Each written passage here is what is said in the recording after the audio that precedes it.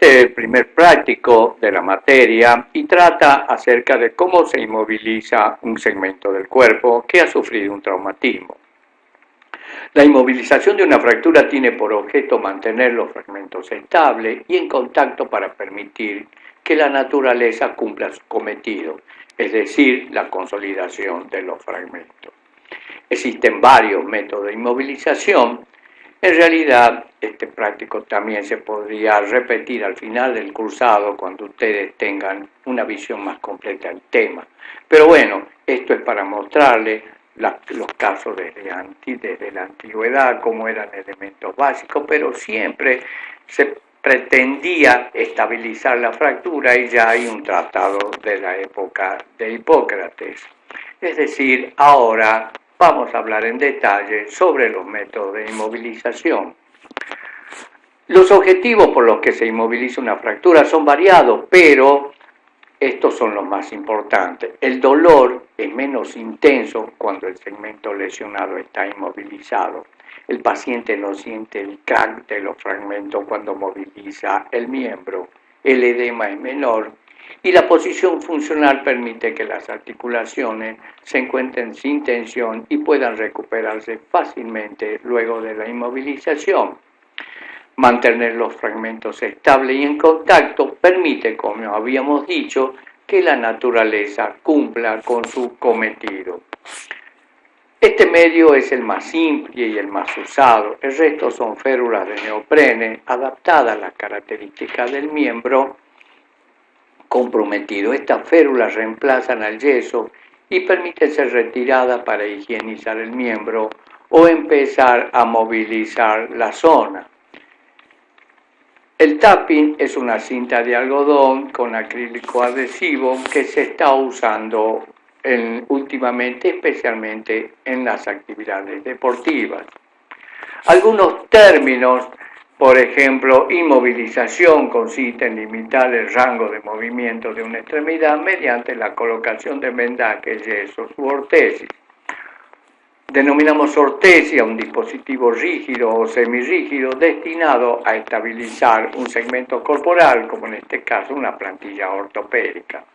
Una prótesis es un dispositivo que reemplaza un segmento anatómico y un implante es un dispositivo colocado quirúrgicamente que reemplaza un segmento articular, por ejemplo, este caso de una prótesis de rodillas.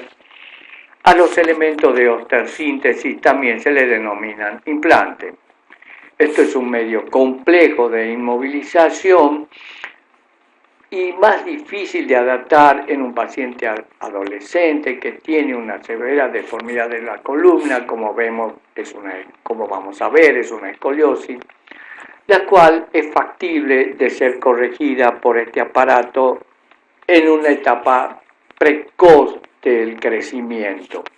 Como ven, este aparato tiene una barra que localiza la zona de deformidad y sobre eso hace presión.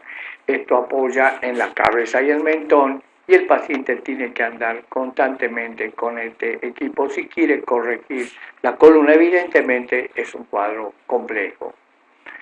Es decir, podemos denominarla también que corresponde a las ortesis. Los vendajes enyesados.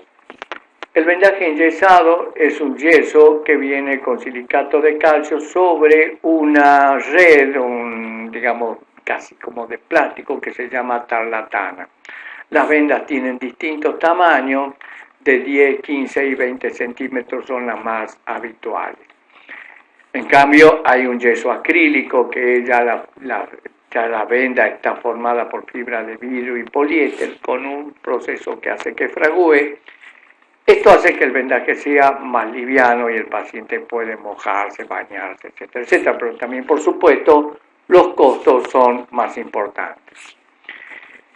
El yeso mantiene la vigencia, especialmente en la urgencia. La colocación del vendaje enyesado requiere de un entrenamiento por parte de quien lo aplica.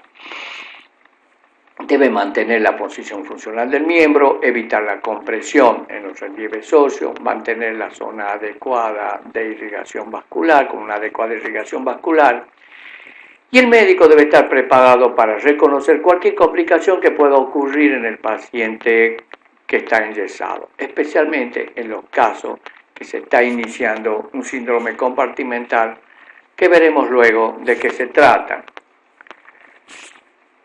Es decir, hay que tener determinado cuidado en aplicar el yeso, no tomar a la ligera la cosa, porque muchas veces podemos tener severas complicaciones. Respecto a la nomenclatura, bueno, el yeso toma el nombre de acuerdo hacia dónde va. En este caso va del antebrazo a la mano, se llama antebraquiopalmar, del brazo a la palma de la mano, braquiopalmar, del tórax a la palma de la mano, tóraco-braquial. Tenemos botas cortas de yeso, botas largas de yeso, un yeso que se le coloca un taco de marcha o una calza de yeso. Y este caso es un yeso en 8 para la fractura de clavícula. Los tipos de yeso también, un yeso inguinopédico o pelvipédico, como en este caso, la Minerva de yeso para lesiones de columna cervical o un corsé de yeso para lesiones en columna dorsal. Las inmovilizaciones más frecuentes en los niños, en este caso una tracción de partes blandas para una fractura de fémur o un corsé, en este caso de Pauli, que se usa para la luxación congénita, para la displasia de cadera, para evitar que se luxe. Este caso es un paciente que sufrió una fractura, esa fractura a las pocas semanas va a formar un callo y el paciente puede ser pasado a un yeso pelvipédico hasta que se cure la lesión. La tracción esquelética consiste en colocar un clavo a través del hueso. Se coloca un estribo de tracción que se ajusta a ambos extremos del clavo, permitiendo ejercer una fuerza de tracción importante sin que el clavo se doble. El diámetro del clavo es de aproximadamente 2 a 3 milímetros. El clavo se coloca previa identificación de algún elemento noble que podría lesionarse. Tenemos el control por donde penetra el clavo, pero no por donde sale, por eso comenzamos a perforar teniendo el lado donde se encuentra dicho elemento noble. Por ejemplo, en una tracción en una tracción transolecraniana, el clavo va dentro afuera porque tenemos el nervio cubital que está en el canal epitrofio-olecraniano, como vemos después. Es decir, que la tracción va de medial a lateral. En el caso, por ejemplo, de una tracción supracondilia, el clavo va de dentro afuera porque por dentro pasa la arteria femoral, es decir, a ese nivel ya se está transformando en el canal de Hunter en arteria poplitea. Es decir, nosotros si salimos con el clavo para afuera no vamos a tener mayores problemas, pero sí adentro tenemos un elemento noble. Lo mismo en el caso de una tracción transcalcánea por dentro en el canal retromalleolar interno, pasa el paquete vascular, la arteria tibial posterior y también el nervio tibial posterior, pero por afuera no tenemos mayores problemas. La única tracción que va de fuera a adentro es la parte de la tracción transtibial y no es por una lesión, no es por un compromiso anatómico a evitar, sino más bien por la estructura de la pierna que evita que el clavo se pueda resbalar. Esta tracción se utiliza en los casos de traumatismos cervicales con luxación de las carillas articulares. Los clavos tienen un tope que impide perforar la tabla interna del cráneo. Se coloca un estribo que se llama estribo de Aquino Urrutia, que tracciona de ambos clavos hasta que se produce la reducción de las lesiones. Este caso corresponde a un paciente que tiene un tratamiento un poco más avanzado, donde estos clavos van en la calota craneana, se lo usa, digamos, para tratamientos prolongados y tiene una solidarización contra el tórax, por eso se llama un halo que se llama. Este caso es una tracción supracondilia, donde vemos que el peso del cuerpo es el que hace la contratracción de este mecanismo de tracción, lo mismo que este caso que está puesto en una tracción transolecraniana. El paciente recibe, acá está colocado el estribo de tracción y tracciona para que se produzca la elongación de los fragmentos óseos. Esta posición no duele. La bota larga de yeso, vemos una fractura espiroidea que ha sido tratada con una bota de yeso con buenos resultados, pero esa misma fractura puede ser tratada con un clavo endomedular donde se han acerrojado los extremos del clavo por medio de tornillos para darle una mayor estabilidad a los montajes. Bueno, ambos métodos son valederos. El primero es más simple y más económico, requiere una inmovilización prolongada hasta la consolidación de los fragmentos. El segundo es más invasivo, también es más costoso el implante, pero el paciente tiene una recuperación precoz. Tutores externos o fijadores externos se utilizan para estabilizar los fragmentos óseos desde fuera de la piel, la cual solo está atravesada por clavos que se dirigen al hueso. Se usan para estabilizar precozmente las fracturas expuestas con alta contaminación. Una vez que los tejidos se encuentran en condiciones, se aplica el implante correspondiente. También se utilizan para alargar el hueso o trasladar fragmentos del mismo, como en los casos de resección ósea. Existen diferentes modelos, los cuales son productos de amplias investigaciones biomecánicas. Este último es el tutor de Lizarov, lo conocimos en detalle luego de la caída de la cortina de hierro. Se lo usaba inicialmente para alargar los miembros. Actualmente tiene un diseño más evolucionado que permite ampliar las indicaciones. Este es un caso típico donde es imprescindible la aplicación de un fijador externo. Eso corresponde a una fractura expuesta con minuta que necesita una alineación de los fragmentos. Este es otro caso. Esta lesión requirió tratamientos combinados de fijación externa y posterior colocación de una placa larga con mínima exposición de la piel, minimizando de ese modo los riesgos de infección y permitiendo una rápida recuperación del paciente. Es decir, primero se usa el fijador externo y después se lo puede complementar, como en este caso, con una placa o, como veremos luego, con un clavo endomedular. Estos son los pequeños orificios para la colocación del clavo, de los tornillos, estos tornillos, y se evitó en última instancia hacer una amplia incisión, con todos los riesgos que eso implica. Este es uno de los métodos también más antiguos que ha ido evolucionando en el tiempo. Consiste en solidarizar los fragmentos óseos por medio de una placa fijada al hueso mediante tornillos. Esto avanzó mucho en los materiales y en las concepciones biomecánicas.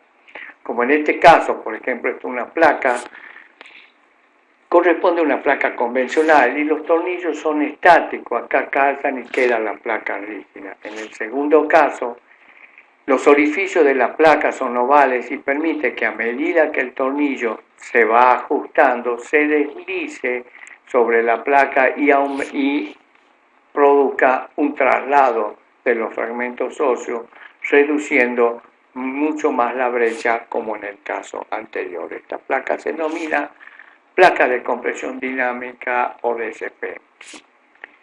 Esta es una fractura supraintercondilia de fémur. Fue tratada con una placa larga que permite mantener la reducción tanto de la fractura intercondilia y metafisaria, logrando que el paciente mueva precozmente la rodilla para evitar rigideces de la misma que ensombrecen el pronóstico de manera importante.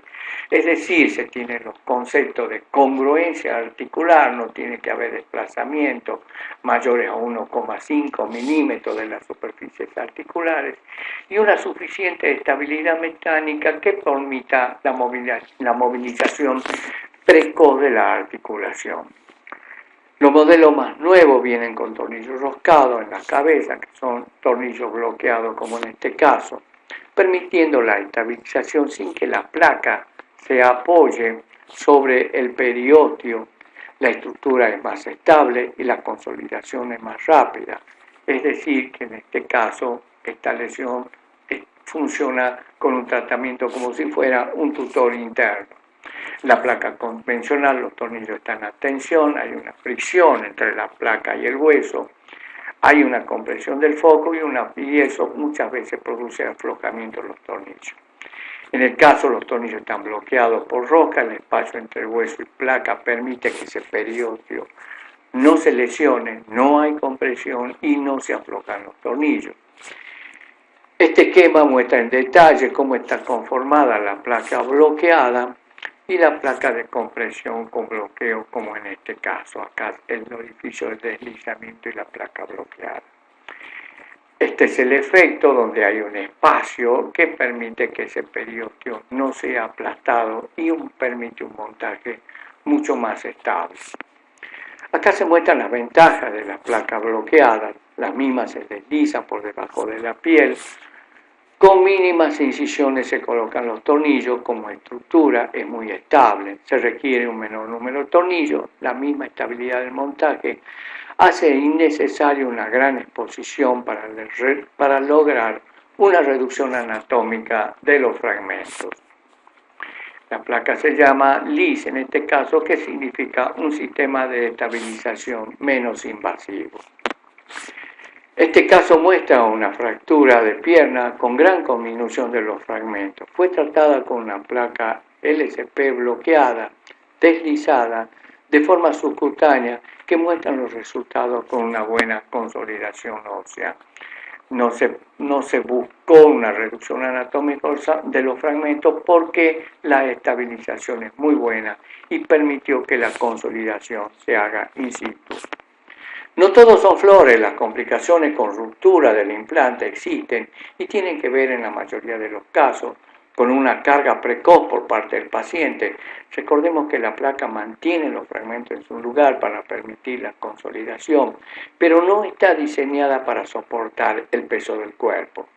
Este caso es una ruptura del implante por falta de consolidación de la fractura debido a que la estructura era inestable a causa de una placa corta con tornillos que toman pocas corticales.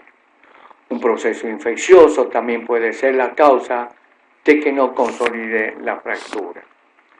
El clavo endomedular se coloca luego de un frexado del canal medular. La estabilización con tornillos acerrojados le da una mejor estabilidad a la estructura. En estos casos se combina el clavo endomedular con un tornillo roscado que atrae los fragmentos óseos en el trazo de fractura, como en este caso de una fractura de cadera. Este tornillo trabaja como un tirafondo y atrae los fragmentos óseos y los solidarizan con este clavo endomedular. El tratamiento se hizo inicialmente con un tutor externo, una vez puesto en condiciones los tejidos blandos y sin signo de infección. Se colocó un clavo medular acerrojado que permitió que la fractura consolide. Los tutores externos tienen distintos usos, ya que además de estabilizar las fracturas, permiten el alargamiento o traslado de los fragmentos óseos a través de pequeños cortes en el hueso, dejando el periósteo intacto, que permite la viabilidad del hueso. En este caso, una indicación formal para la colocación de un tutor externo. Acá es una lesión grave, una fractura conminuta que toma prácticamente los 2/3 de las diáfisis de la tibia y requiere ese tutor para ser estabilizado.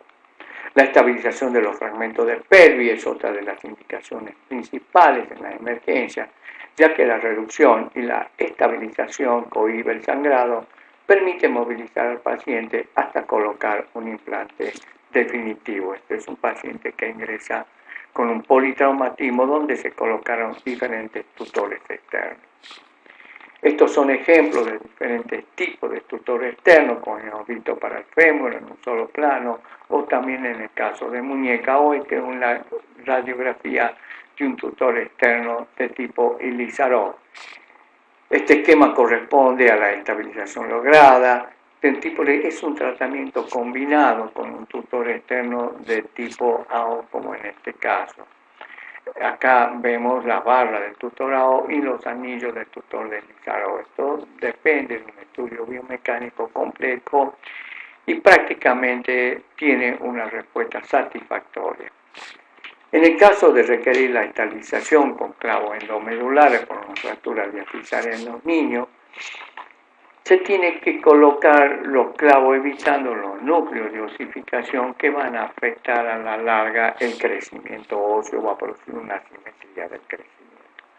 Estos son para chicos que ya están en la etapa previa a la adolescencia. En el caso de la fractura supracondiliar serán los chicos más jóvenes, alrededor de los 8 años, y esta colocación de clavos se denomina osteodesis. Es una colocación percutánea, provisoria, los clavos estos van incluidos en el yeso, que se mantiene durante 30 días. Después se retira el yeso y los clavos, y el paciente comienza a movilizar precozmente la articulación. Se hace en los chicos y es característica de los niños, como veremos luego, esta fractura supracondiliar. También acá tenemos una osteodesis para una fractura de radio, o estas grapas que son para producir un arresto epifisario, en el caso de un desarrollo de deseje que se da en los niños y se coloca antes de que complete el crecimiento. En resumen, el objeto de inmovilizar un miembro o segmento de él es poner en reposo la zona, disminuir el dolor, mantener alineado el segmento y evitar desplazamiento de los fragmentos óseos, permitiendo que la naturaleza complete su cometido. Los medios de inmovilización que habíamos visto son no invasivos, corresponde a vendajes y férulas y a los yesos, semi-invasivos, tracción esquelética y osteodesis, y los invasivos, placas con tornillos o enclavados endomedulares. Esto es todo por este momento referido al práctico número 1.